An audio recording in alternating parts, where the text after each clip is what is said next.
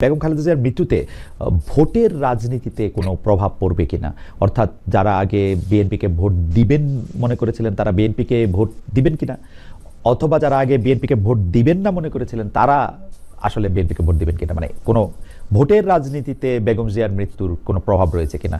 এখানে এই মুহূর্তে এখনই আমাদের এই প্রশ্নগুলো নিয়ে আমরা আপনার কাজ করছি না, কারণ আমরা এখন আমাদের সামনে যে সবচেয়ে বড় চ্যালেঞ্জ সেটা হচ্ছে যে আপনার এই ইন্টারিম গভর্নমেন্টের কাজগুলো তারা যেন শেষ করতে পারে, অর্থাৎ যে সমস্ত সংস্কারের বিষয়গুলো আছে সেই সংস্কার যে কয়েকটা আপনার খুবই নির্বাচন কেন্দ্রিক এবং প্রয়োজনীয় সেই সংস্কারগুলো করে নির্বাচনের কথা আমরা বলছি, এবং আমরা মনে করি যে এটা আপনার যথাসময়ে সেটা অনুষ্ঠিত হবে। অন্যদিকে তারেক রহমান সাহেব আমাদের দলের হচ্ছেন ভারপ্রাপ্ত চেয়ারম্যান এখন আছেন, এবং তিনিও নির্বাচন করতে চাইলে তিনিও নির্বাচন করতে চান, সেটা উনি করতে পারবেন যে কটা তিনি করতে চান। তো এই নিয়ে কোনো সমস্যা নেই। সুতরাং খালেদা জিয়া নির্বাচন করলেন, প্রধানমন্ত্রী হলেন, বা তারেক রহমান সাহেব নির্বাচন করে প্রধানমন্ত্রী, এটা নিয়ে কোনো সমস্যা নেই। এই ব্যাপারে পার্টিতে আমাদের কোনো সমস্যা আছে বলে আমি মনে করি না। আমি আমি আমি আমি যে প্রশ্নটি করতে চাই সেই প্রশ্নটি হচ্ছে যে আওয়ামী লীগের নিষ্ক্রিয়তা এক ধরনের, মানে আওয়ামী লীগ দেশের রাজনৈতিক প্রেক্ষাপট থেকে বাদ হয়ে গেছে, কেউ কেউ আমাদের মিডিয়ার ভাষায় কেউ কেউ বলছেন যে একটা -1 হয়ে গেছে। আমাদের আসলে অনেকগুলি প্রশ্ন আছে আপনার কাছে, আপনার যে প্রশ্নের জবাব আপনি যেভাবে দিতে চান সেভাবে দিবেন, না দিতে চাইলেও আমরা দিব, মানে আমরা এটা নিতে পারবো। আওয়ামী লীগ থাকলে বিএনপির অস্তিত্ব থাকবে, আওয়ামী লীগ না থাকলে বিএনপির অস্তিত্ব থাকবে না, এটা বিএনপির বোঝা উচিত। এটা গণতান্ত্রিক ধারা আমরা নিয়ে আসতে চাচ্ছিলাম। 2009 সাল থেকে 2024 সাল পর্যন্ত বাংলাদেশে গণতান্ত্রিক ধারা অব্যাহত ছিল, কিন্তু ইউনূস ক্ষমতা এসেছে সম্পূর্ণ অগণতান্ত্রিক। কাজে আমি সাবধান করে দিচ্ছি, এই বিএনপি জামাত যথেষ্ট হয়ে গেছে, কিন্তু প্রত্যেকের চেহারা মনে রাখতে হবে, একজনকেও ছাড় দেওয়া হবে না।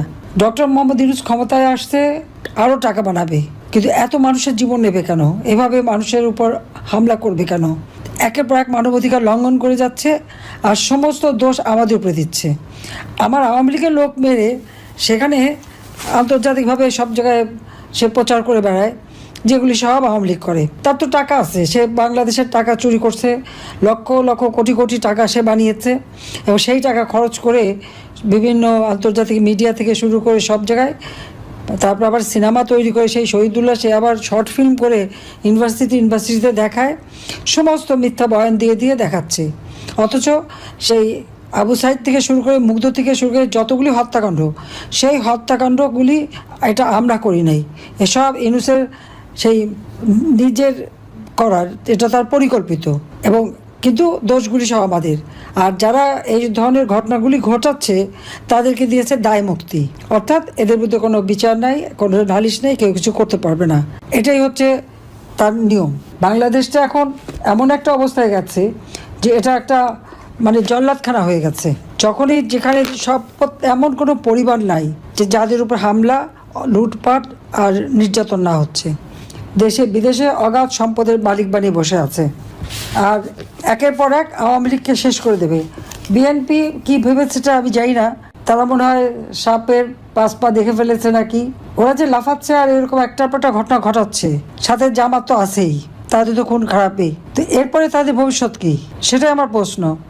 ওকে, গত 15 বছরে আওয়ামী লীগের শাসনকে যে ফেসিবাদী বলা হচ্ছে এবং তার যে পালিয়ে যাওয়াটা, যেটি আসলে আপনি এখন বর্ণনাও করলেন, দুর্নীতি, তারপরে নানা ধরনের নানা কারণে, কিন্তু তার পেছনে আপনাদের আমলে যে 20 বছর আগে 21 আগস্টে গ্রেনেড হামলা, বিচারকদের বয়স বাড়িয়ে তত্ত্বাবধায়ক সরকারকে প্রশ্নবিদ্ধ করার মাধ্যমে শেখ হাসিনাকে কর্তৃত্ববাদী শাসনের দিকে নিয়ে যাওয়া, এ নিয়েও আসলে নানা ধরনের আলোচনা আছে।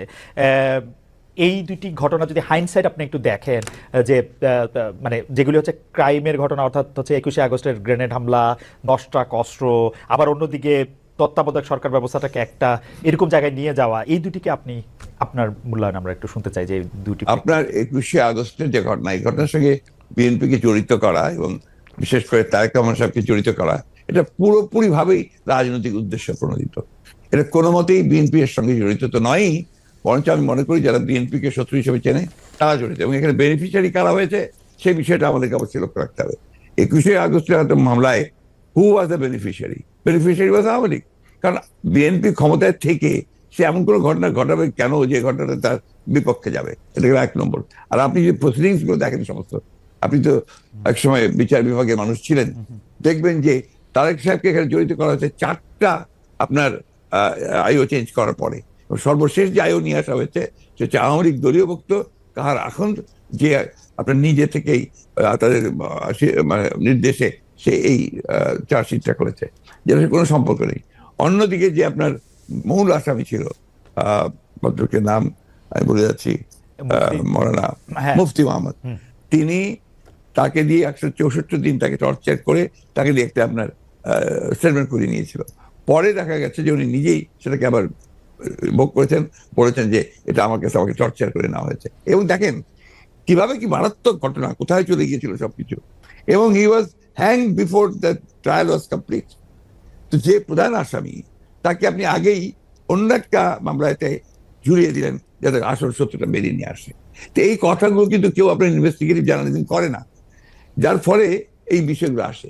আপনারা পলিটিক্যালি জিনিসটাকে নিয়ে চেষ্টা করেন, আমি বলি শেষ করি প্লিজ, ইনভেস্টিগেটিভ জার্নালিজমটা সিরিয়াসলি করেন এবং এটাকে ফাইন্ড আউট করেন যেটা আসলে ব্যাপারটা কি ছিল। সেটা করছেন না, করছেন যে বিএনপি কিন্তু সব করার জন্য করছেন। এটাকে আমি মনে করি এটা এক ধরনের রাজনৈতিক উদ্দেশ্য প্রণোদিত। ওকে ওকে, আমি ইনভেস্টিগেটিভ জার্নালিজমের প্রসঙ্গে মানে আমি আপনাকে মাঝখানে ইন্টারাপ্ট করতে চাইনি, আমি শুধু বলতে চাইছিলাম যে এইটা তো আসলে আমাদেরও সীমাবদ্ধতা থাকে, ইনভেস্টিগেটিভ জার্নালিজম যে আমরা করতে পারি নাই। কিন্তু এই কথাও তো সত্য যে বিএনপির আমলে আমরা একটা 21 আগস্টের গ্রেনেড হামলার পরে আমরা একটা জজ মিয়াকে দেখেছিলাম, যে জজ মিয়া একটা বানানো হতে পারে। আমি ধরে নিচ্ছি সেটা আপনারা মনে করছে যে ভুল, আমিও ভুল ধরে নিচ্ছি, কিন্তু আপনারা তো পারতেন এখানে একটা ইনভেস্টিগেটিভ জার্নালিজম করে আসল সত্যটা উদ্ঘাটন করতে, সেটা তো করেনি। আমি আপনাকে আসল সত্যটা বলছি যেটা, সেটা আমি বললাম। আপনি এই জিনিসগুলো তো আপনারা কখনোই তুলে ধরবেন না যে 4বার তার আয়ু চেঞ্জ করা হয়েছে, কখনোই তুলে ধরবেন না যে কার আসামকে দেওয়া হয়েছে যে আমাদেরকে নমিনেশন চেয়েছিল, অবশ্যই তুলে ধরবেন। কখনোই তুলে ধরবেন না যে মুফতি মাহমুদকে বিচার শেষ হওয়ার আগে থেকে আপনার ফাঁসি দেওয়া হয়েছে। তো দিজ আর দ্য এভিডেন্সেস যেখানে আপনি পরিষ্কার বুঝবেন যে একটা শুধুমাত্র সাজানো মামলা, তাকে এখানে জড়িত করার জন্য এই কথাগুলো এসেছে।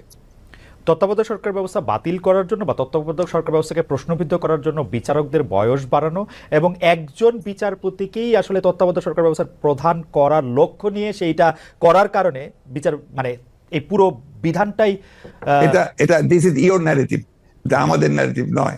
আমরা মনে করি যে ওই সময় প্রয়োজন ছিল আপনার বয়স বাড়ানোর ব্যাপারটা, ওটা বাড়ানো হয়েছিল। ইট মে নট ওয়ার্ক, সেটা অন্য কথা। একটা জিনিস আপনি আবার ভুলে যাবেন না যে 1/11 আগে চক্রান্তটা একটা হয়েছিল। সে চক্রান্ত হচ্ছে যে আপনাদের সেই 9/11 ঘটেছিল তার আগে, আর এখানে আপনার কিছু পশ্চিমা দেশ একসাথে হয়ে চুইজডে ক্লাব তৈরি করেছিল, একই সঙ্গে ভারতবর্ষ তার সঙ্গে যুক্ত হয়েছিল এবং তাদের মূল টার্গেটটা ছিল যে জাতীয়তাবাদী শক্তিকে এখান থেকে নির্মূল করা। এবং যেহেতু তারেক রহমান সাহেব জাতীয়তাবাদী শক্তির উঠতি নেতা ছিলেন, হি ওয়াজ দ্য রাইজিং লিডার, সুতরাং তাকে আপনারা মেলাইন করার জন্য, ভাবমূর্তি নষ্ট করার জন্য একটা পরিকল্পিতভাবে এই চক্রান্তগুলো করা হয়েছে এবং এই ক্যাম্পেইনটা চালানো হয়েছে, হুইচ ইজ টোটালি পলিটিক্যাল। অন্তর্বর্তীকালীন সরকার আসলেই আমরা আমরা আমরা আমরা আমরা দেখি যে এইটার সাথে আসলে নানান আশকতা পাশকতা যুক্ত হয়। আপনি যেটিকে আন্তর্জাতিক চক্রান্তের কথা আগের সরকার মানে 2007 সালের সরকার বললেন, এবার অন্তর্বর্তীকালীন সরকারের আগমনটাও কি আপনার কাছে একটা চক্রান্তের বিষয় বলে মনে হয়? কারণ আমরা দেখি যে প্রশ্নই উঠতে পারে না, প্রশ্নই উঠতে পারে না। আমরা দেখেছি এবারকার অন্তর্বর্তী সরকারের যে আগমন, এটা একটা জনগণ ছাত্রদের একটা সম্মিলিত আপনার আন্দোলন, একটা আপনার অভ্যুত্থানের ফলে। এখানে আপনি চক্রান্ত দেখছেন কোথায়? আমি এটাকে দেখছি যে এটা একটা বাংলাদেশের জনগণের একটা পুরোপুরিভাবে একটা বিপ্লবের আকাঙ্ক্ষা থেকে এটা এসেছে এবং সেখান থেকে এসেছে they want to get rid of this fascist government, Hasina government, the murderer। তার বিরুদ্ধে আজকে আপনার জনগণ ফুঁসে ওঠে। আপনি চিন্তা করে দেখেন, আপনি তো দেশে ছিলেন না, সেই সময় যদি দেশে থাকতেন তাহলে দেখতেন শিশু, নারী, বৃদ্ধ কেউ ঘরে ছিল না, সব বেরিয়ে পড়েছিল। কারণ এই ফ্যাসিস্ট আমেরিকার হাতে প্রায় শত শত হাজার হাজার ছেলেমেয়েরা নিহত হয়েছে, হত্যা করেছে। না, দেশে না থাকলেও আমি আসলে এই খবরগুলি সবসময় দেখছিলাম আমার নিজস্ব সোর্স থেকে, আমাদের লোকজন। এখন তো আমি মনে করি যে আমাদের সকলের উচিত, যারা আমরা দেশকে ভালোবাসি, গণতন্ত্রে বিশ্বাস করি, আমাদের এই বিষয়গুলোকে হাইলাইট করা।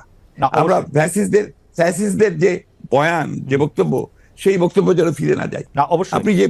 আপনি যে প্রশ্নগুলো আনলেন এর সবই হচ্ছে আপনার ফ্যাসিস্টদের বক্তব্য। ওকে, আমি ওই সময়কার কথায় আমি আপনার কথায় একমত যে এই বয়ানগুলি আওয়ামী লীগ আসলে গত 15 বছর ধরে বিভিন্নভাবে বিভিন্ন মাধ্যমে এটি দিতে চেষ্টা করেছে।